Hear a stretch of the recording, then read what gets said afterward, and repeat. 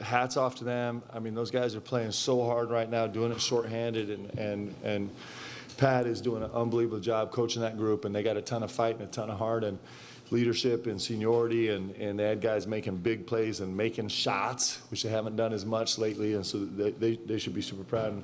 And our guys just kept fighting and got the win. Couldn't be happier for our guys.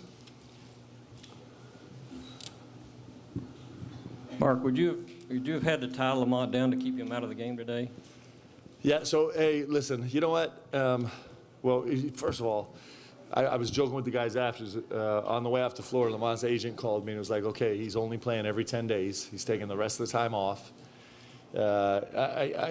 Unbelievable credit to him. My goodness, what an incredible,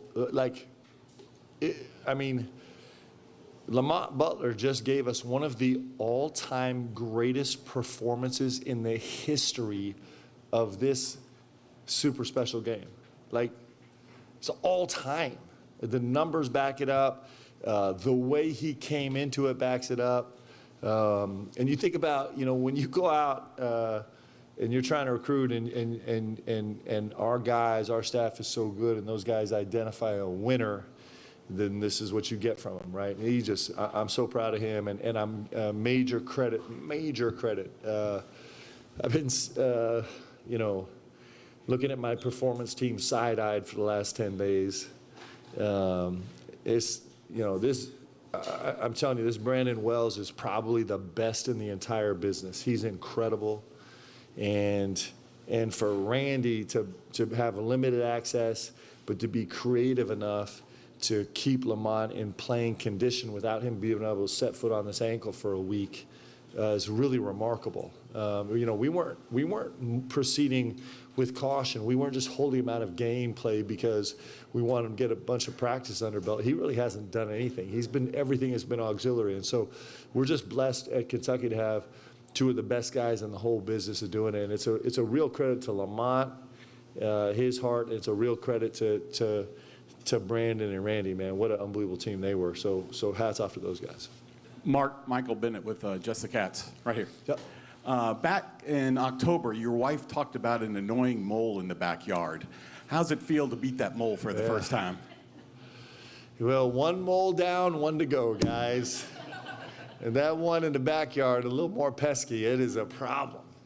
That is really frustrating, but we'll work on it. But listen, it's my guys know it, man. It's an honor to be a part of this this great game, and it's really special to be able to kind of put their name in the book and imprint it, and it had everything that you expect out of this game. It was pretty special.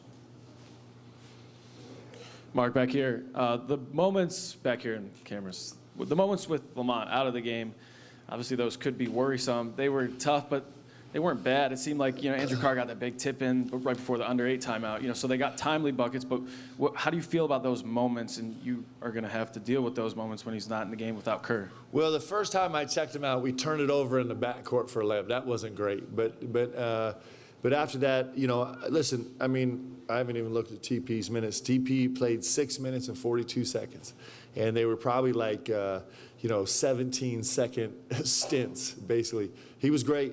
I mean, he kind of kept it under control. He was really solid defensively, kind of had some makeup ability. The staff has worked really hard on kind of figuring out rotations about who we can have in the game when Lamont's out right now. And I thought guys were great. And so, you know, it's important. I mean, you know, I'm not sure if our design is to have Lamont playing 32 every night, but he did it tonight, and the other 8 worked. Mark, sometimes this rivalry has kind of been defined by some of the tension in it, skirmishes, that kind of stuff. But tonight, outside of the one little hubbub in front of the bench, it seemed like it was more defined by respect and, you know, just playing at a high level. What do you attribute that to? Is it kind of the new chapter of the rivalry? Listen, I think that you have two veteran groups that are pretty focused on the way they compete the best, the way they give themselves the best chance to win, is to be laser focused on the job at hand and be super disciplined and about not letting the emotion be a distracting factor, if that makes sense. And and I was really proud of our guys. I mean, listen, you know, it wouldn't have been an appropriate game if you know, it was a tension-filled mosh pit down in front of their bench. That was probably the most fun part of the game, right? But I think you have two organizations right now that have insane amount of passion about winning and feel all of the joy and intensity and stress of this rivalry, but also are pretty good about being focused about what actually makes you play the best to give yourself the best chance to win. I really think both programs are probably in that space somewhere. Mark, another one for Lamont. Just how much does his mere presence kind of open things up for everybody else? Yeah. 3 other guys with 4 assists. I think Otega had 3 assists. Yeah, it's really important, especially the way Louisville was playing us. I mean, they stayed really, really pushed out, and so him getting downhill to the rim was really important because when he got down there, there was a lot of space to operate, and he has such a terrific burst, man. He's got a really special burst. It matters. His ability to get downhill was really important. Mark, what is it about? It seems like Otega has kind of a knack for closing games for you guys. I think he made 3 massive plays down the stretch. What is it about him? Yep. He, you know what? One of the great things about O is he's just in the moment. I think he's got a pretty great capacity of just being dialed into the moment and not spending a lot of time worried about the consequences or what might happen or what just did happen. He's pretty good at being present. He's actually really good at it. I got a story I want to tell, but I'm not sure if I should. Yeah, oh, you guys. So we had a really fun moment. You know, our guys are, you know, we're in this space, talk about, it just hit me because talk about being present. So our guys have made a renewed commitment to be present in class every day. And Otega happens to have an early morning class where he's getting better and better at being present. So a couple days ago, it was all hands on deck, making sure he was there. And 2 minutes after class, we got a video from him of him sitting in an empty classroom because class was canceled and we didn't know about it. So he is the epitome of present. In fact, I'm going to try and get him to put out the video. I'll try and get him to post it. It's actually so delightful because he doesn't even really say anything. He's just like, ah. And so he's present. He's really present. He's present in class. He's present on the court. He's present in the closing minutes.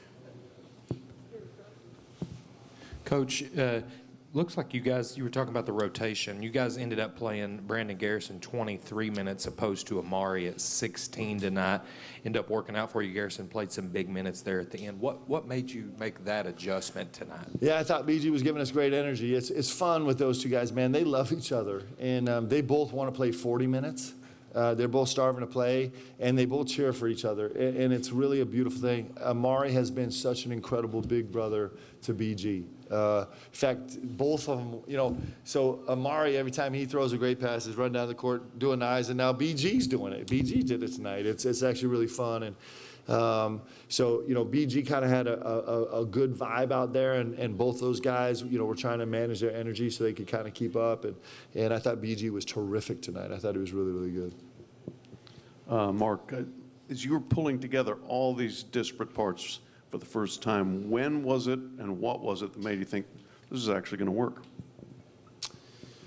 Well, I think it's been when I've seen the guys off the court actually more than on the court. I think we had a really good sense of off the court, of on the court, the guy's skill set. And we're still learning how to do it. Like tonight, it was just like, oh, there's so many moments where like our ceiling is so much higher than where we are right now in terms of the way we execute and understanding why we're doing it. We have so much growth we can do. But I think it was probably, there were a couple moments that I've talked about a lot where I saw during the summer guys going out of their way to really go be together. Andrew Carr is like the dad of the team, and he's been incredible. And Lamont Butler is like, takes care of each of these guys one by one. Like, I can't tell how many stories I've heard about someone's having a tough time, and all of a sudden Lamont shows up, and he's gone way out of his way to actually just reroute that person's day and the way he feels. And, you know, we went on a service retreat to Eastern Kentucky, and the guys, there's a couple things I saw that I loved. One, you know, you know, it wasn't the guys' idea to go, you know, do some reconstruction projects on some of these flooded out areas, but they went and you know, it was a 2.5 day affair, but it's still, you know, 8 or 10 hours of work a day, and like there wasn't a single moment where anybody was hiding. Like the staff, we all just kind of finished that and we were shaking our heads and we're like, man, you know, we didn't have anybody hiding. We never had anybody complaining. It was like the guys were like, it probably wasn't their favorite thing in the world to do, but they were like, hey, we're here, we're going to work, and we're going to work for 10 hours, and we're going to work for 10 hours tomorrow. And you see things like that. And then we had at the end of that, we had a devotional where the guys kind of each made one very specific commitment to the team out loud, just with only the team there. And you heard how thoughtful the guys were about what they were going to give to the team this year. And you see all these little moments like, oh, it was off the court stuff where I'm like, okay, we got a chance, man. We have some staying power and some resilience, and we have unbelievable young guys, unbelievable. It's very cool, good group. Mark here. Having played in this rivalry twice as a player and obviously watching it as a fan in the years since, what did it feel like to be the coach on the Kentucky sideline this It was fun. So can I be honest? You guys know I have a terrible memory, but so I actually was with Leanne yesterday, and it was last night as we're sitting there trying to figure, you know, and so I looked up the 2 games that I actually played in, and the game my junior year we lost by 2 at Louisville, and when I saw it, I was like, wait, what? And then I remember, so I promise you, I remember now. It was like locked away. The bus ride home from Louisville, I was in a full-on, like, teary-eyed sweat last night. I had blocked it out of my memory. Like, I had, and all of a sudden it all come rushing back. Whew. I mean, it's like I'm starting to like sweat right now. You get locked in the bus with Coach P for an hour and a half after a 2-point loss against Louisville. Oh, I won't wish that on any of you, actually. I bet only half you guys would come out alive. I kid you not. And then our senior year, you know, we kind of had a runaway win, but you know, our Nate Schwacke and Jake Most. And our Billy Toombs, our like media and alumni team did something really cool that I thought was so special. I don't know if you've seen it, but they found 15 players, former players, and they had them each write a letter to our 15 current players about what this game means to them. And that probably says it better than I ever could. If you haven't seen it, take a look at it. It's really special to our guys, and I think it's what Kentucky basketball is, man. It's generation after generation being connected and understanding what it means. But those letters, I got a copy of each of them on my desk. They're really, really special to me, and I think they're special to our guys. And sometime, you know, 5, 10, 15, 20 years from now, our guys are going to be writing letters to the next generation of players and keeping this connection going, and that's really special. It's super cool. So that's the good and the bad of my memories about Louisville. Thanks, guys. Appreciate y'all.